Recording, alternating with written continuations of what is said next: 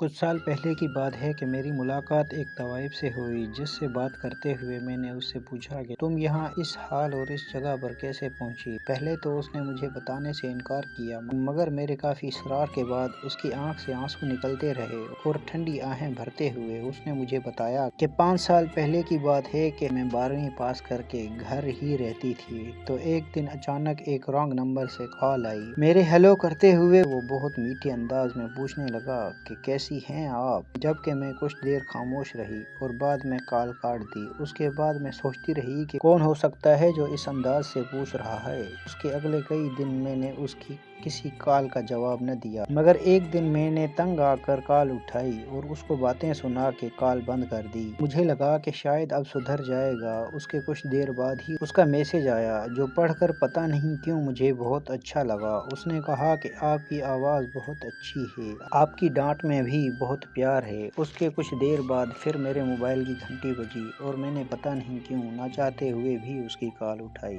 उसने मेरा हाल पूछा और मुझसे मेरा नाम पूछा, जिस पर मैंने कहा ठीक हूँ, और उसे अपना नाम बताते हुए उसका नाम पूछा तो उसने कहा कि मैं वसीम हूँ, आपसे बात करके बहुत अच्छा लगा, वैसे आपकी आवाज़ बहुत पसंद है मुझे। यूं बात करते करते उससे कब प्यार हो गया मुझे समझ ही नहीं आई, और उससे बेपनाह मोहब्बत और उसे खोने के डर से मैं उसके कहने पर अपना घर छोड़कर निकल आई उसके पीछे। ये मुझे कभी कहाँ रखता तो कभी कहाँ रखता, रोज शादी के दिलासे देता और मेरा इस्तेमाल करता। फिर जब मैंने बहुत इसरार किया तो मुझे कहा कि ठीक है, तैयार हो जाओ, मेरे दोस्त के घर दावत पर जाना है। मैंने वैसा ही किया, क्योंकि मेरे पास तो अब बस यही एक सहारा था।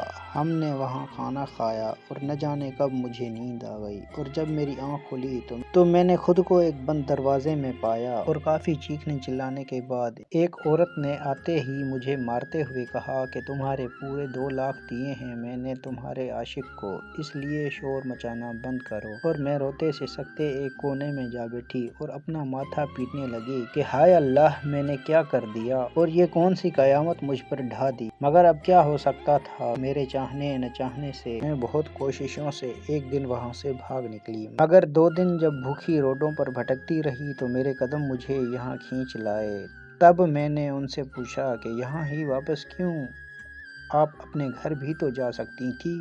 उस पर उसने गहरी सांस लेते हुए कहा कि भागी हुई लड़की को भला वापस अपने घर में कोई रखता है।